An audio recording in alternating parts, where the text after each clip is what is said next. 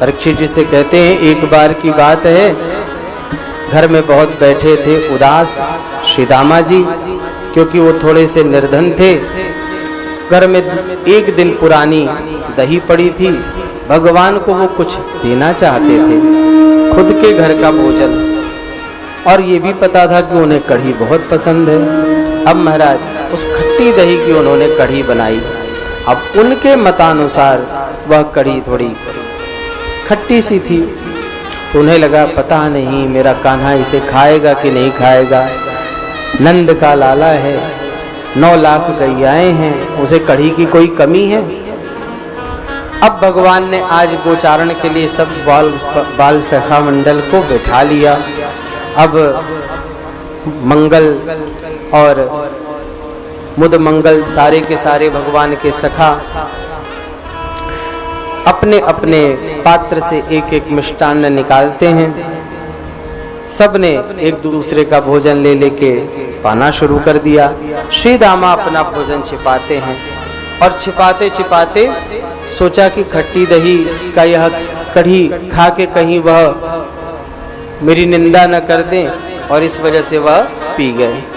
भगवान ने देखा श्री दामा को छिपा रहे हैं, कहा क्या छिपा रहे हो सखा? उन्होंने कुछ नहीं, बस एक मैं कढ़ी लाया था, लेकिन थोड़ी खट्टी थी, इस वजह से आपको नहीं दूं।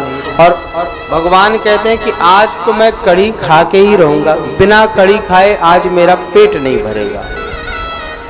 और ऐसा कहकर महाराज कि अब मेरी कढ़ी निकालो, मुझे चाहिए। श्री दामा ने कहा कहाँ से दूं, वो तो खत्म हो गई। कहा अभी कहाँ खत्म हुई, तुम्हारे मुंह पर तो थोड़ी सी लगी है। और ऐसा कह के ले लिहिए मानम कृष्णम, भगवान ने श्री दामा के मुख को ही चाट लिया। आहा, यह सख्य भाव भगवान के ही अंदर आ सकता है, यह सख्य भाव भगवान के ही अंदर आ सकता है, क्योंकि भगवान संकल्प ये कहते हैं कि कौन्तेय प्रतिजानीहि न मे भक्त प्रणश्यति, मेरा भक्त भाव से कुछ भी हमें परोसेगा, तदहम अश्नामि, वो सब मैं खाऊंगा। पत्रम पुष्पम फलम तोयम यो मे भक्त्या प्रयच्छति। यहाँ श्री रामा का जैसे ही मुख चाटा है, दोनों नेत्र सजल नेत्र से एक दूसरे को देखने लगे कि वारे कन्हैया, आज तो तूने मुझे धन्य कर दिया। किंतु यह सारी घटना ब्रह्मा जी भी देख रहे थे, और परीक्षित ब्रह्मा जी के चारों मुख के 8 नेत्र घूमने लगे, और कहा ये कौन सा ब्रह्म है जो झूठे मुंह को चाट रहा है। और ऐसा विचार करके उन्होंने अपने मन में कहा कि अगर ब्रह्म है तो इसकी परीक्षा लेनी पड़ेगी। अब महाराज ब्रह्मा जी ने समस्त सब ग्वाल वालों को और बछड़ों को वहां से चुरा लिया, उनका हरण कर लिया और ले आके ब्रह्मलोक में रख दिया। भगवान इधर देखते हैं तो ग्वाल वाल सब गायब, और इधर देखते हैं तो के सारे बछड़े वहां से विलुप्त। भगवान ने ध्यान लगाया और मुस्कुरा कर देखा कि ये किसी और का नहीं, ये तो हमारे सृष्टि संचालक ब्रह्मा जी का ही किया धरा है। बस क्या था, अब भगवान अपने दिव्य स्वरूप को प्रकट करते हैं। यावत् वत्सप वत्सकाल्पक वपुर यावत् करांघ्रादिकम यावत् यष्टि विषाण वेणुदल शिक यावत् विहारादिकम यावत् शील गुणाभिधाकृतिवयो यावत् विभूषाम्बरम सर्वं विष्णुमयं गिरोंगवदजः सर्वस्वरूपो बभौ सर्वं विष्णुमयं गिरोंगवदजः सर्वस्वरूपो बभौ। आज भगवान समस्त ग्वाल वाला बन गए हैं।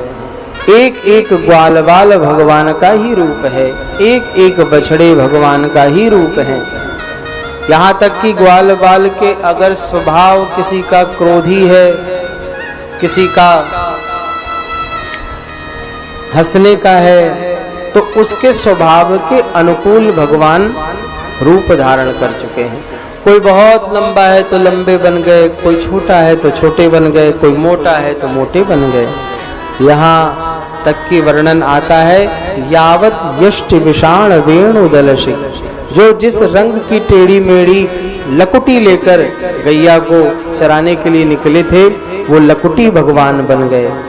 एक एक गोप ग्वाल के वस्त्र और उसके सर पर बंधी हुई पकड़ी भी भगवान बन गए।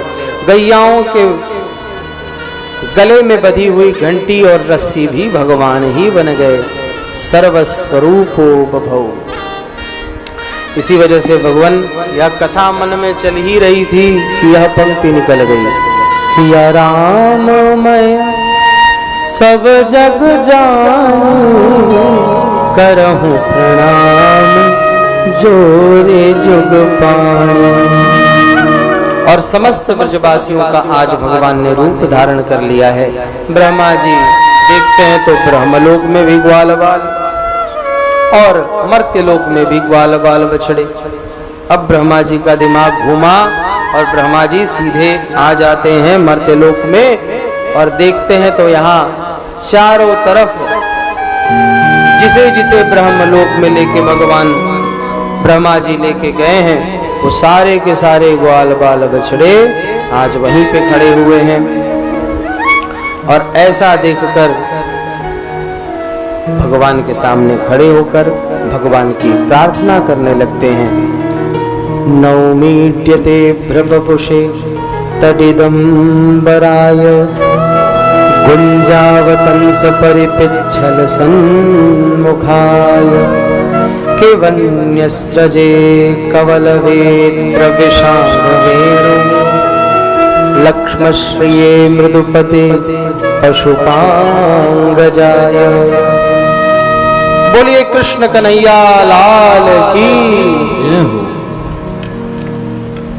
नौमीड्यते भ्रवपुषे तदिदंबराय, मैं आपको प्रणाम करता हूं।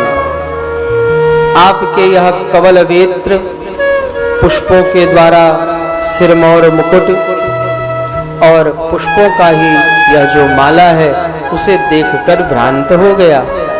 और जो आप पशुओं की पालन करते हैं, पशून पात इति पशुपः तस्यांगजः पशुपांगजः, तो हे पशुपांगज अर्थात गैयों के रखवाले बाबा नंद और उनके पुत्र यानी हे नंद के लाला, मैं आपको प्रणाम करता हूँ।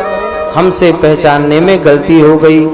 और इस प्रकार से महाराज ढेर सारे स्तुतियां करने के बाद मुस्कुराते भी नहीं, देखते भी नहीं और कहते हैं ठीक है ठीक है। सब ग्वाल बाल को लेकर बछड़ों को लेकर आगे बढ़े।